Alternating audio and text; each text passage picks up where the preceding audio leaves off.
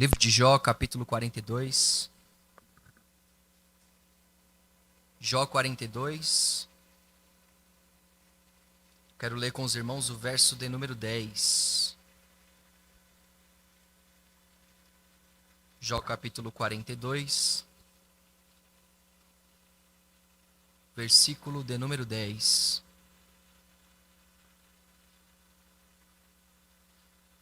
Glória a Deus.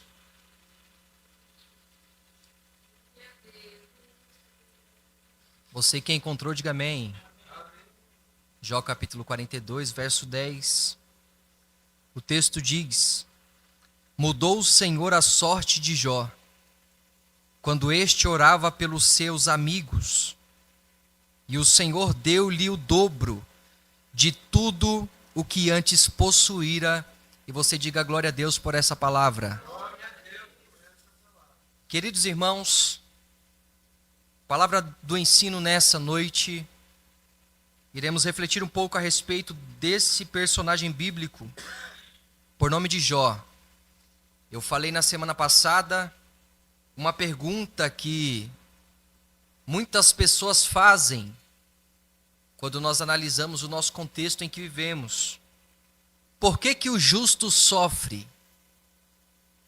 Por que que pessoas boas sofrem coisas terríveis?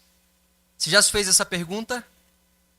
Para si mesmo, ou através do testemunho de alguém? Por que que o justo sofre? Esse tema tem tomado muitas discussões quando se trata do livro de Jó. Mas existe pelo menos 4 pontos, 4 principais temas teológicos do livro de Jó. Só que muitas pessoas só se apegam ao sofrimento. A maioria das pessoas, quando ouve a respeito de Jó, logo pensa nas desgraças, nos problemas, nas percas que ele teve. Mas a mensagem do sofrimento não é o todo do livro de Jó.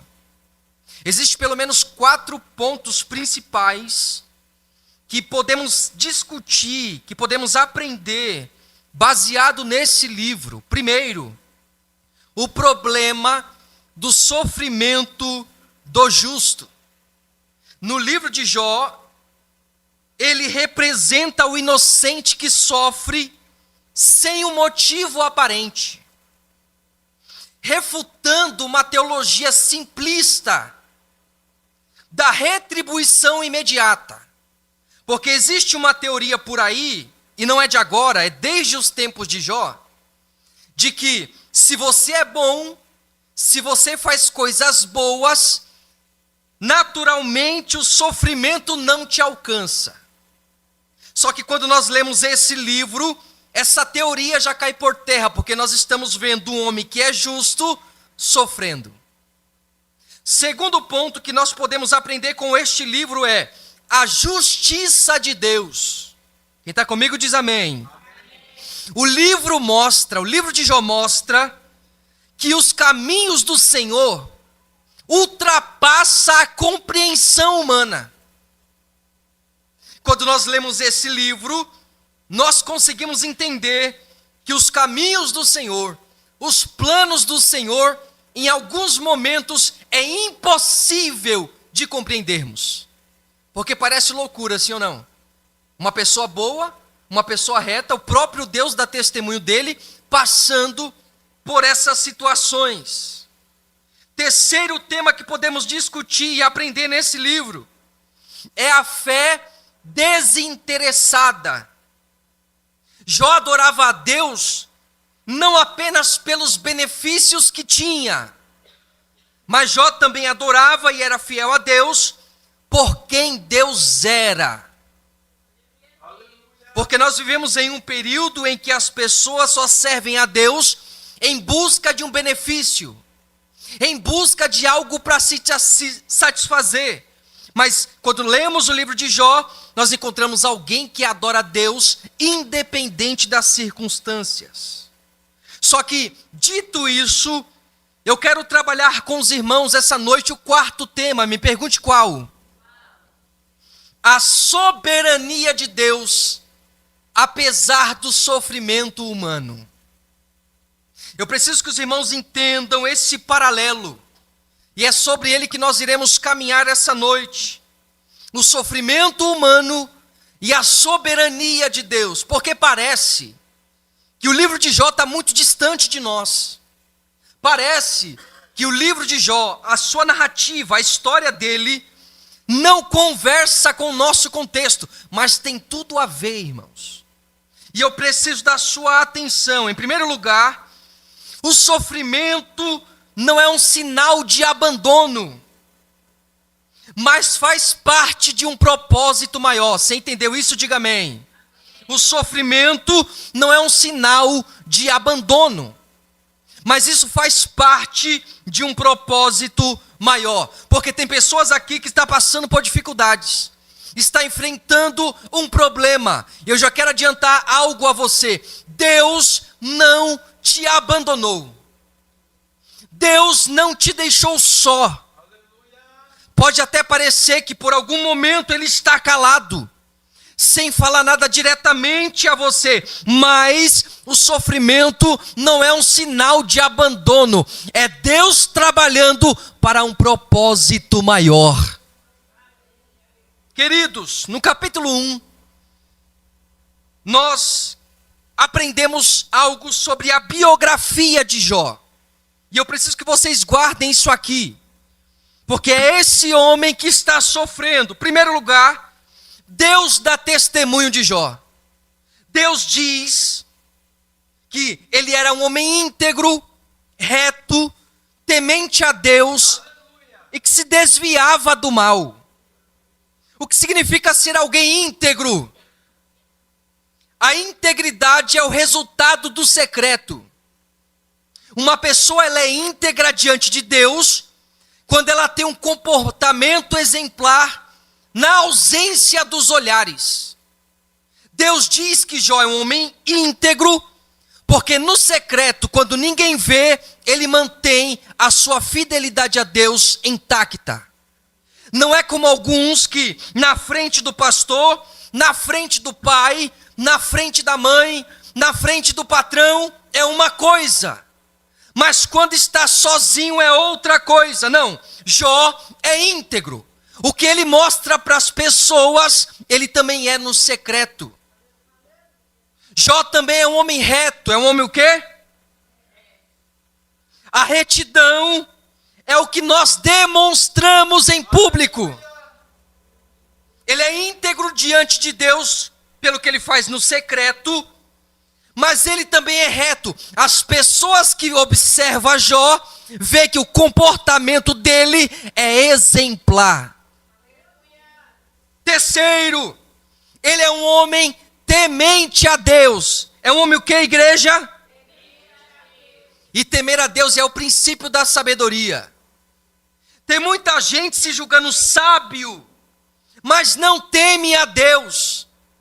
Parece que eles acham que Deus não enxerga, que Deus não observa, e vive de forma dissoluta. Mas Jó é um homem sábio, porque ele teme a Deus.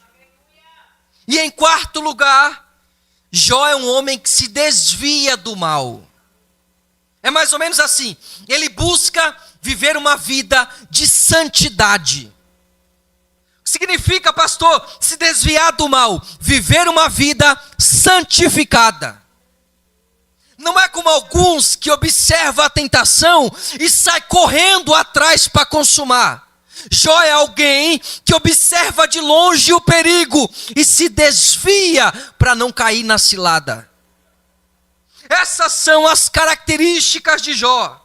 Aí eu te pergunto, como pode alguém com essas qualidades sofrer tantas coisas? Você consegue refletir sobre isso essa noite? Como pode alguém assim, na nossa mente, na compreensão humana, nós poderíamos observar uma pessoa dessa e dizer, é um exemplo para mim. Essa pessoa não deve sofrer, porque tem essas qualidades. E mais, irmãos, além dessas qualidades pessoais, Jó tinha uma família constituída,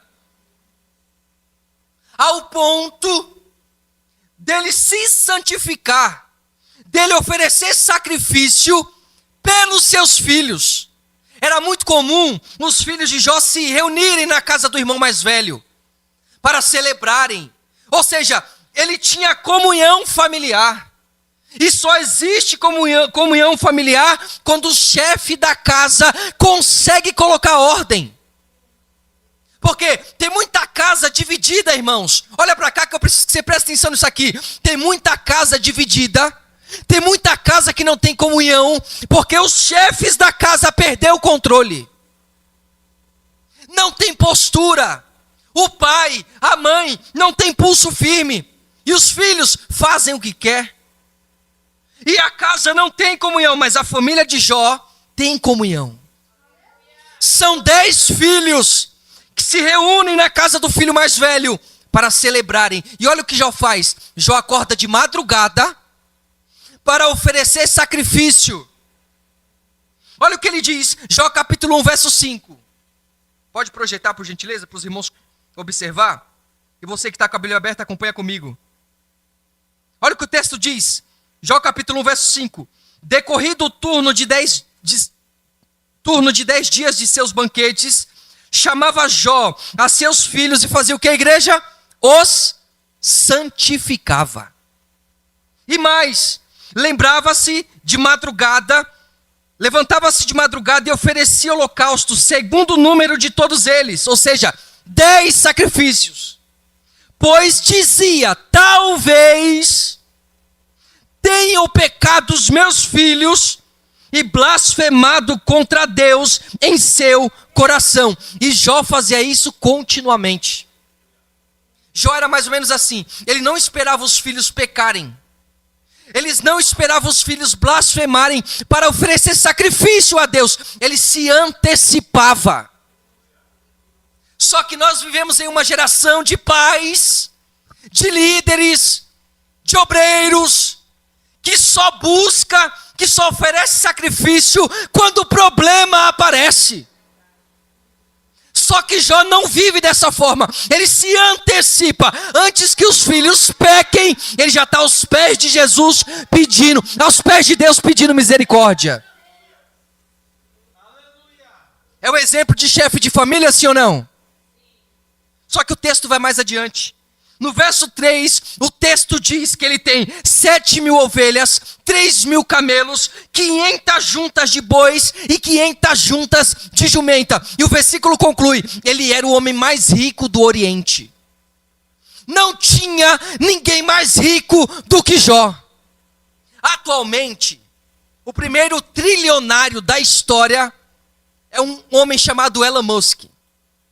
Só que na antiguidade, no período em que Jó vivia, ele era o homem mais rico. E pasmem, mesmo com toda a riqueza, ele continuou sendo fiel a Deus.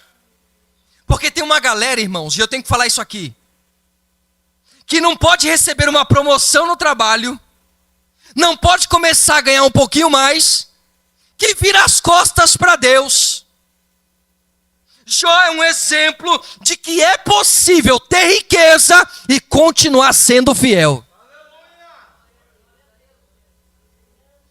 Porque tem pessoas pregando por aí afora, que para você demonstrar santidade, você tem que ser miserável. Eles associam a pobreza com humildade, mas não, irmãos. Jesus não é contra a riqueza. Jesus, a Bíblia tem vários exemplos de que Deus quer que nós prosperamos, mas continuar sendo fiel a Ele. Tem pessoas que quando ganhava R$1.000 por mês, ele dava o dízimo. Não tinha dificuldade nenhuma de tirar R$100 e dar o dízimo. Mas começou a ganhar um pouquinho mais, aí mudou o pensamento. Vou dar isso tudo de dízimo para a igreja? Só que Jó é um exemplo de alguém que tem riqueza, mas continua temendo a Deus. O dinheiro de Jó, a riqueza de Jó não subiu para a cabeça. continua sendo fiel apesar dos bens. Esse é Jó, um exemplo, sim ou não? Só que olha agora. Capítulo 1, a partir do verso 6 ao 12. O texto diz que vai acontecer uma reunião em algum lugar na eternidade. Os filhos de Deus, que aqui se refere a seres celestiais, a um exército celestial, eles vão se apresentar diante de Deus. Diante de quem? De Deus. E entre eles aparece Satanás. Satanás está indo para o culto, para a reunião. E quando Satanás chega, é Deus que começa o diálogo. Quem é que começa o diálogo, irmãos? Deus. Ele diz para Satanás: Satanás, de onde você vem? Ele responde: de rodear a terra e passear por ela. Aí Deus diz para Satanás: você viu meu servo Jó? Que é um homem reto, que é íntegro, que é temente a Deus, que se desvia do mal. Deus dá testemunho de Jó. Aí eu te pergunto, o que Deus pode falar de você essa noite? Se Deus for te descrever para alguém, o que ele vai falar ao seu respeito? Ele está falando para Satanás: quem é Jó? Aí Satanás vai utilizar o primeiro artifício para acabar com esse roteiro. No verso 10 ele diz: mas é claro, aí fica fácil ser fiel. Você cercou ele de bens, deu a ele uma família estabilizada, é por isso que ele é fiel a você. Jó insinua, Satanás insinua que Jó é fiel a Deus por interesse. Isso aqui é uma afronta contra Deus, irmão. Satanás não está só tocando no caráter de Jó, está mostrando, ele está insinuando que Jó só serve a Deus porque Deus o compra com bens e com família. Só que Deus vai permitir Satanás tocar em tudo. Satanás, você está achando que ele me serve pelos benefícios que eu dou a ele? Então toca em tudo que ele tem. Tira tudo, toca na família e toca nos bens, e vamos ver se ele vai continuar sendo fiel. Aí começam os mensageiros. Irmão, isso aqui é terrível. Vem o primeiro mensageiro correndo até Jó. Jó, os sabeus tomaram os bois e a jumenta e mataram todos os servos. Começou a tocar nos bens de Jó. Quando o primeiro mensageiro ainda estava falando, chega o segundo. Jó, caiu fogo do céu e queimou todas as ovelhas e todos os trabalhadores. Terrível, sim ou não? Quando o segundo mensageiro ainda estava falando, chegou o terceiro. Olha as notícias que ele vai recebendo. Os caldeus se dividiram e tomaram os camelos e mataram os servos. Acabou por aí? Não! Quando o terceiro mensageiro estava ainda falando, chega o quarto, Jó. E aqui é terrível. Um grande vento derrubou a casa em que os seus filhos estavam celebrando e todos morreram. Satanás disse: Jó só te serve porque você dá a ele bens e família. Mas agora ele perdeu 10 filhos e perdeu todos os seus bens. Irmão, eu sepultei 2. Foi terrível. Agora você, 2 que eu tive contato com o Isaac 5 horas, 6 horas. E eu tive contato com Caleb 5 dias. Agora você imagine Jó, que criou 10 filhos. Viu crescer, educou, oferecia sacrifício. E agora ele teve que sepultar os 10. Consegue imaginar a dor? Você que é pai, você que é mãe? Aí, talvez Satanás estava na expectativa. Agora ele nega. Agora ele desiste. Agora ele vai blasfemar contra Deus. Só quem ama a palavra vai se alegrar com isso aqui. Olha o que ele diz no verso 20. Então Jó se levantou, fez o quê? Se levantou. Rasgou o seu manto rapou a cabeça e lançou terra sobre ela e fez o quê? Adorou.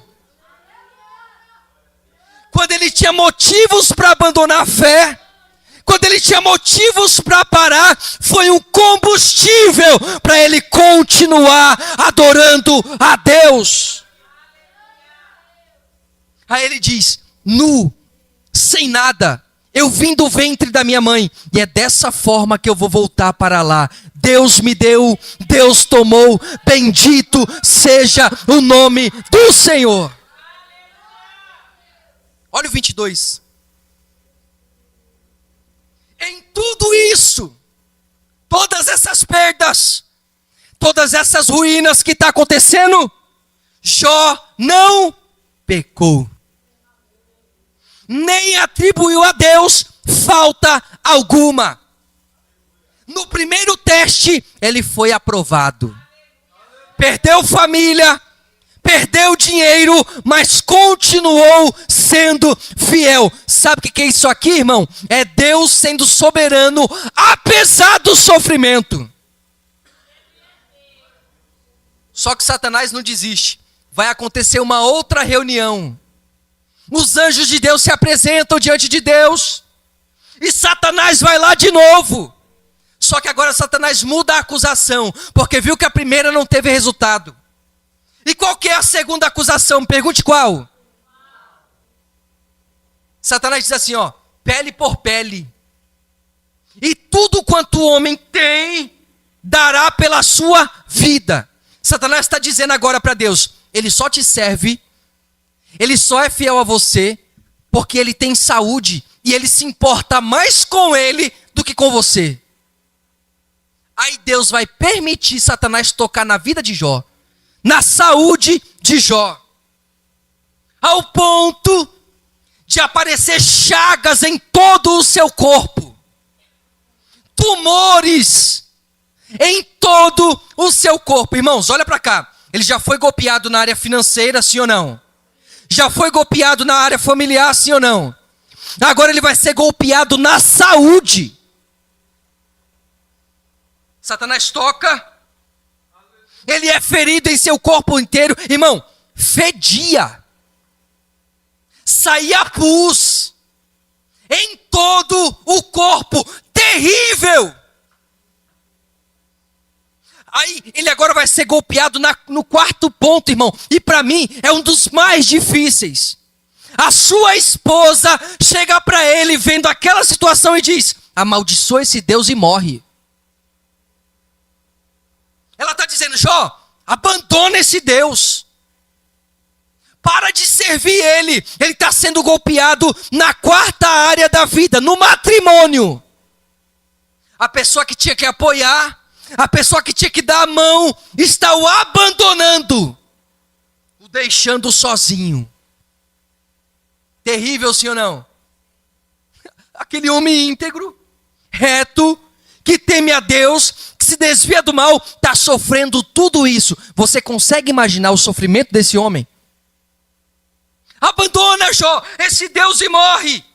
Mas olha a resposta dele. Você fala como uma mulher louca. Você aceita o bem de Deus com prazer e o mal você não quer aceitar? Em outras palavras, ele está dizendo, independente da maneira em que eu estou, eu não vou negar esse Deus.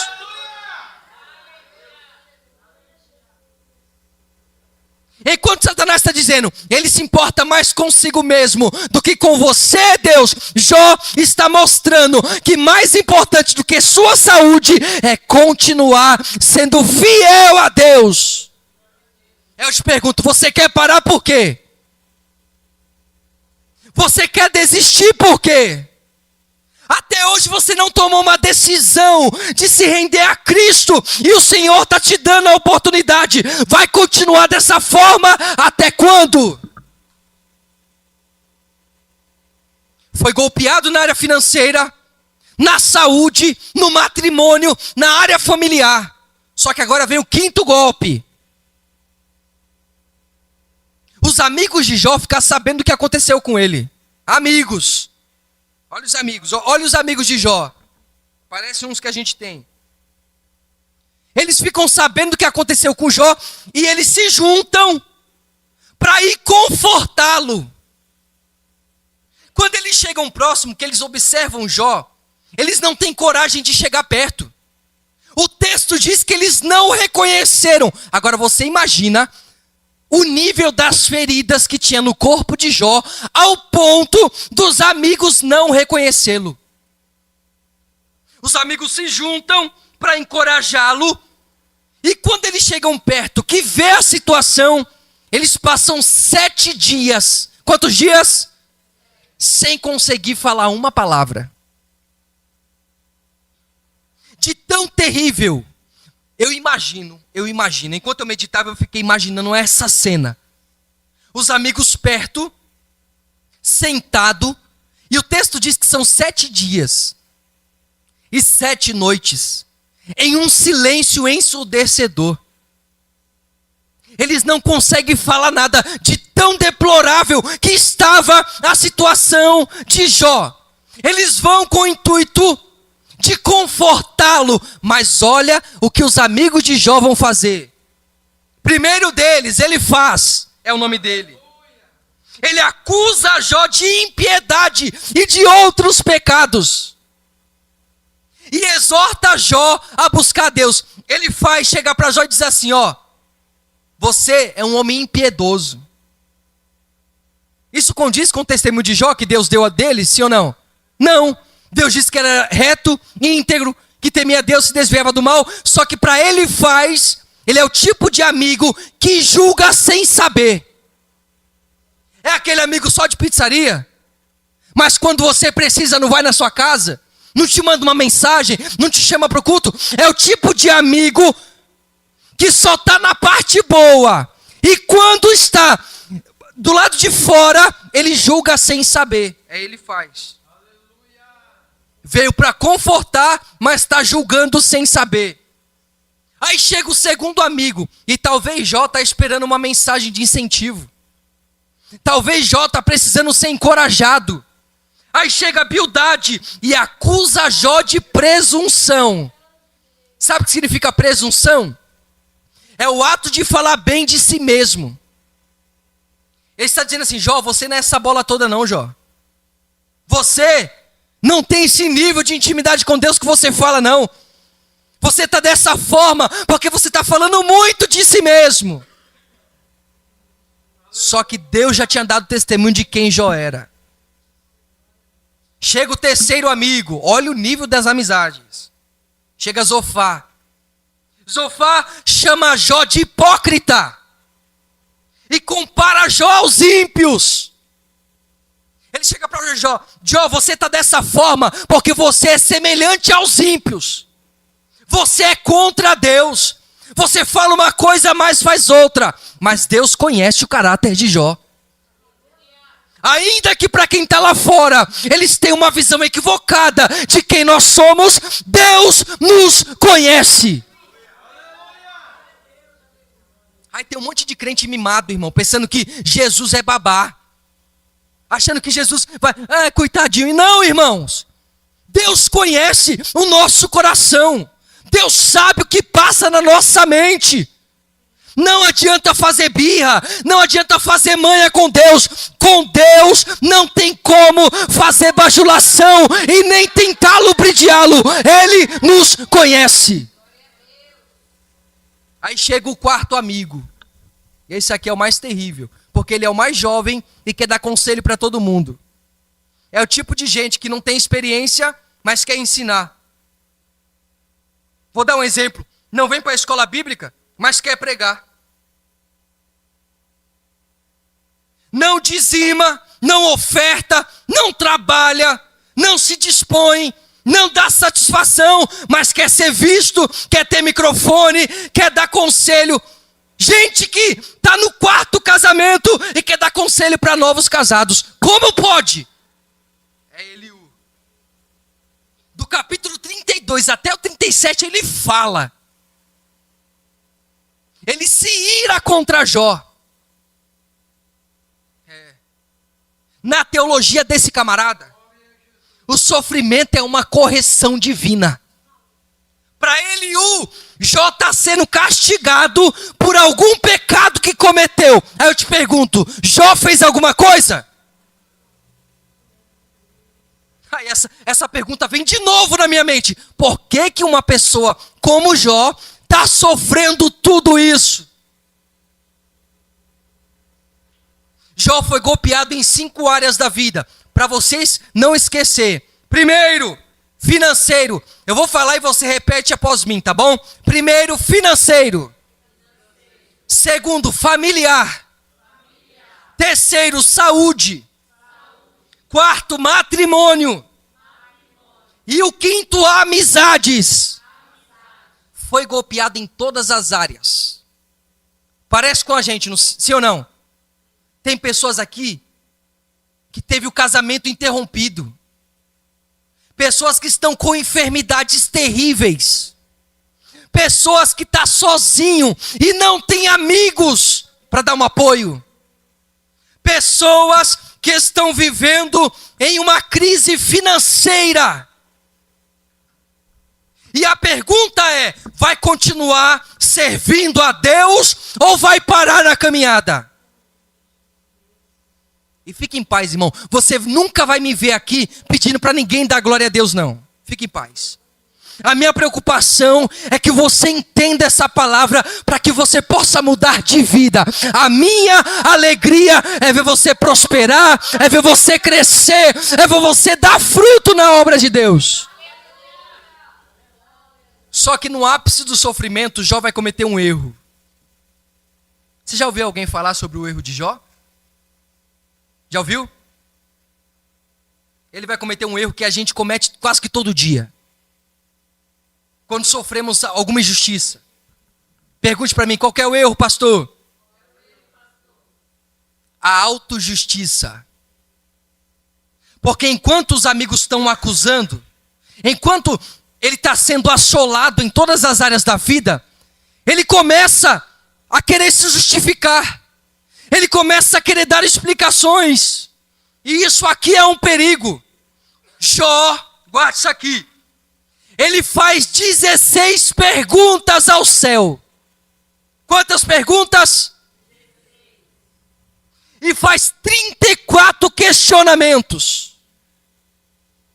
Tentando se explicar, tentando mostrar que ele não é aquilo que as pessoas estão falando. Ele faz 16 perguntas a Deus e 34 questionamentos. Olha o tipo de pergunta que ele faz. Por que eu nasci? Por que eu estou sofrendo? Por que Deus não me responde? Por que os seios da minha mãe não secaram para que eu morresse de fome? Esses são os questionamentos que Jó está fazendo para Deus. Sabe por quê? Porque ele está tão conturbado com o sofrimento.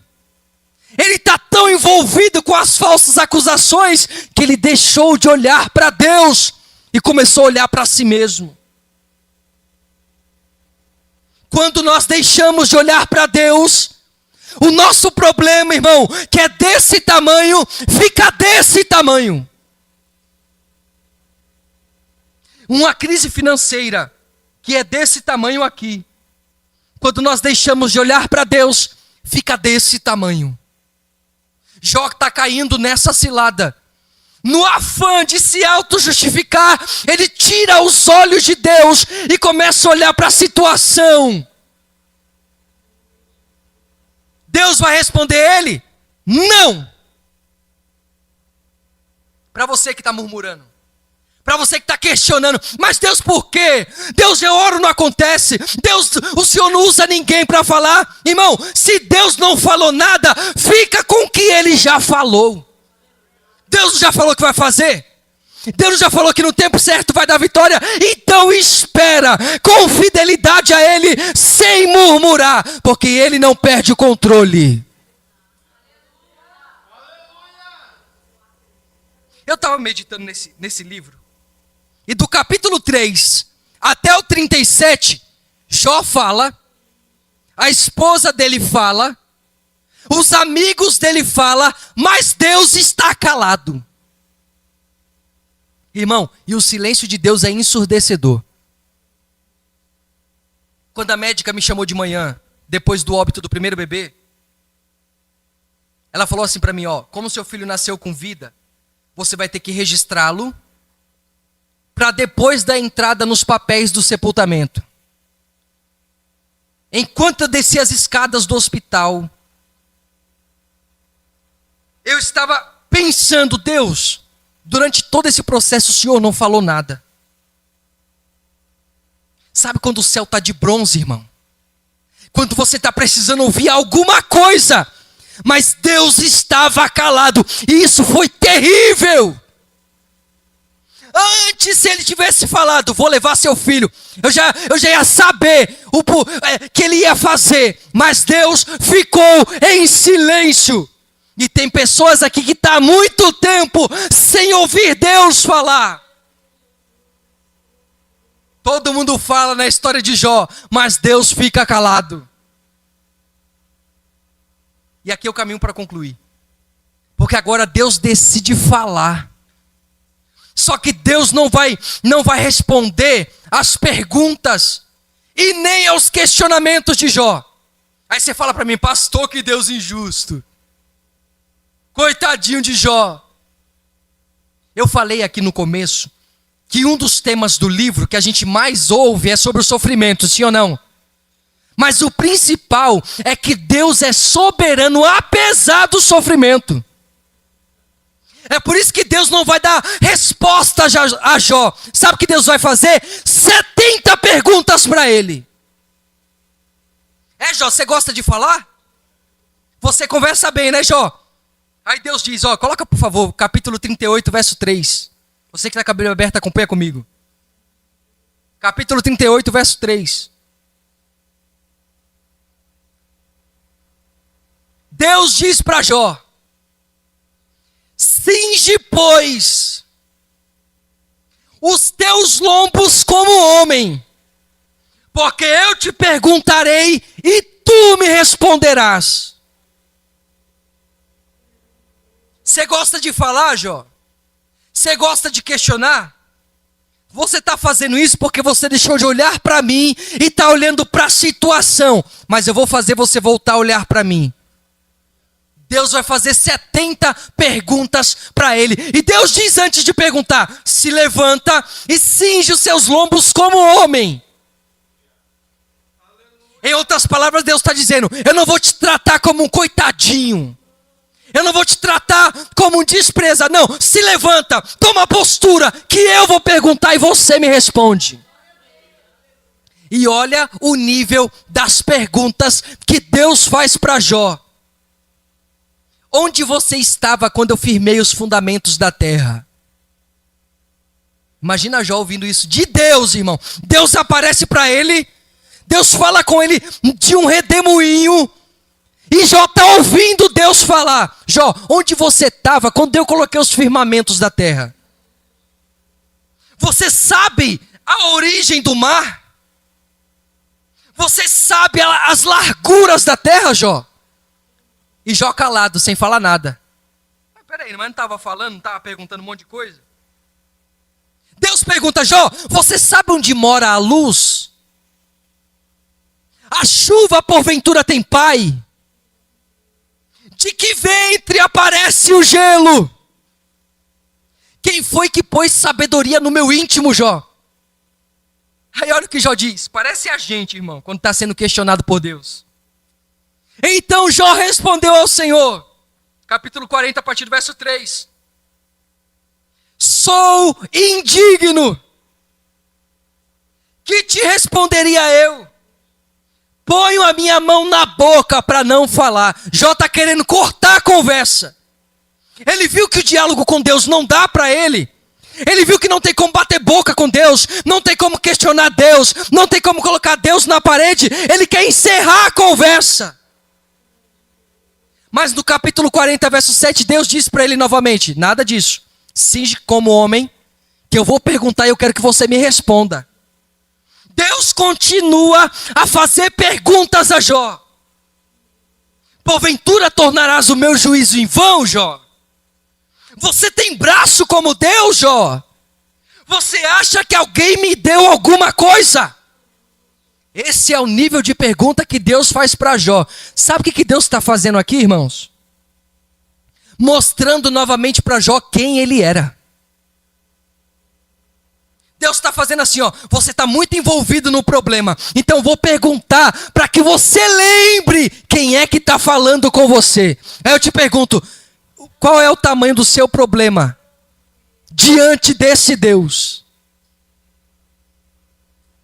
Aí, no final, quando ele foi confrontado por Deus, porque Deus sabe tratar com crente assim, crente que fala demais, crente que se sente o intocável, orgulhosos, Deus vai chamar pessoas para diálogos aqui. Tem gente falando demais, irmãos.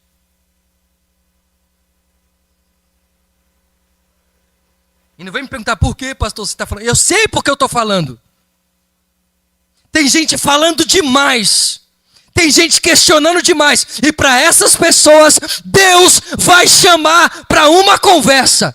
Para que vocês lembrem, para que essas pessoas lembrem quem é o Deus dessa igreja.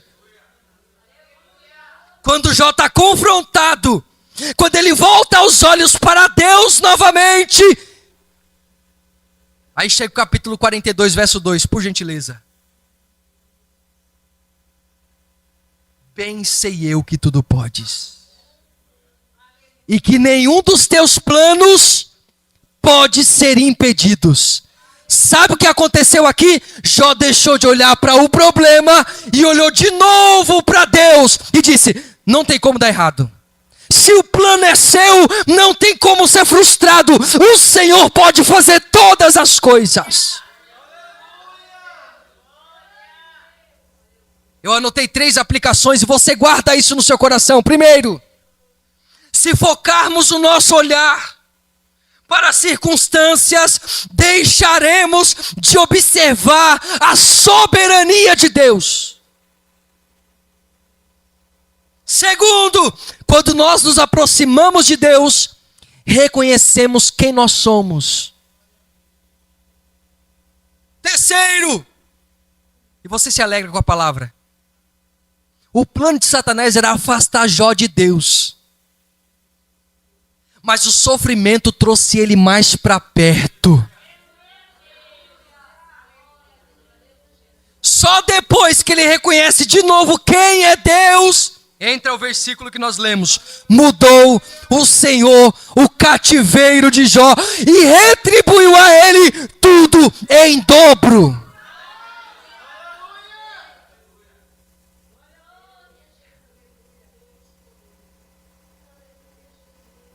Aí eu te pergunto agora, para a gente terminar. Em alguma área da sua vida você foi golpeado, como Jó? Só que eu sinto graça de Deus para perguntar isso aqui. Você vai ficar meditando no seu problema, ou vai voltar os olhos para mim, diz o Senhor? Vai continuar olhando para essa enfermidade e dizendo não tem como resolver, não tem como dar jeito, ou você vai olhar para o Deus que cura? Vai continuar meditando nessa crise financeira, ou vai olhar para Deus que é dono do ouro e da prata? Vai continuar aí falando, todo mundo me abandonou, todo mundo virou as costas para mim, ou você vai olhar para o Deus que diz que estaria conosco todos os dias até a consumação do século? É você quem decide essa noite. Vai continuar preso no problema ou vai se levantar e continuar confiando em Deus?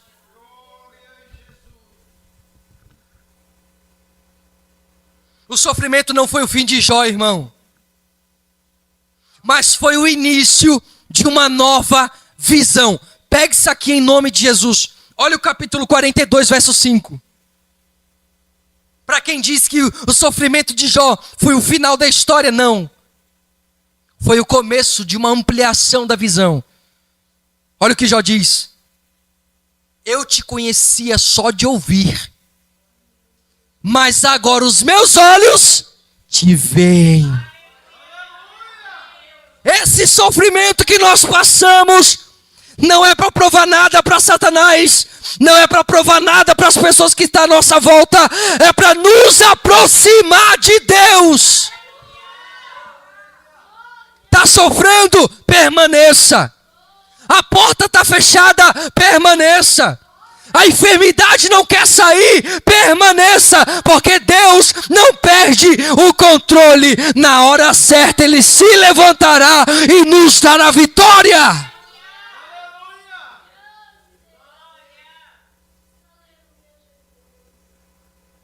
O sofrimento de Jó foi passageiro, mas a alegria com Deus foi permanente e eterna.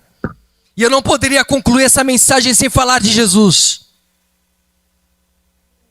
Primeira carta aos Tessalonicenses, capítulo 4, a partir do verso 16. Paulo, ele vai exortar a igreja de Tessalônica. Ele vai confortar os irmãos de Tessalônica. E Paulo, ele vai falar sobre o arrebatamento de Jesus.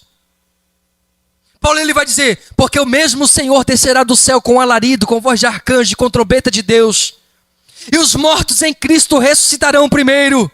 E depois nós, os que ficarmos vivos, seremos juntamente com eles arrebatados a encontrar o Senhor nos ares, e estaremos com o Senhor para sempre. Paulo está falando do arrebatamento da igreja. Aí ele conclui no verso 18, por gentileza. Vamos lá no 3? 1, 2, 3. Consolai-vos, pois.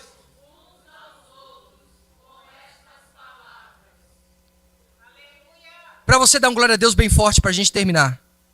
O sofrimento de Jó foi passageiro, sim ou não?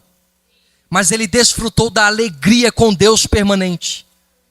O nosso sofrimento, irmãos, também é passageiro. Vai chegar o dia em que nós estaremos em perfeita alegria com Jesus. Aí Paulo disse à igreja de Tessalônica, e eu digo aos irmãos: está sofrendo? Está passando dificuldade? A prova está doendo? Consolem uns aos outros com essas palavras: Jesus está voltando. A nossa alegria, irmãos, vai ser eterna. O sofrimento é passageiro, mas a alegria é eterna na pessoa de Jesus. Você decide essa noite. Vai mudar de vida? Vai se levantar e confiar em Deus? Ou vai se afundar no problema? Por que que o justo sofre? Irmão, não sei. Os caminhos do Senhor, na maioria das vezes, são impossíveis. A nossa mente é limitada à compreensão. Mas uma coisa eu sei: independente do nosso sofrimento, Ele não perde o controle. Por que que o justo sofre? Essa não é a pergunta que devemos fazer. A pergunta que nós devemos fazer é: Deus continua sendo soberano na minha vida? Sim ou não? Se Ele é soberano na sua vida, fica tranquilo. Na hora certa Ele vai mudar a situação. Eu quero orar por vocês agora. Curva a sua cabeça em nome de Jesus.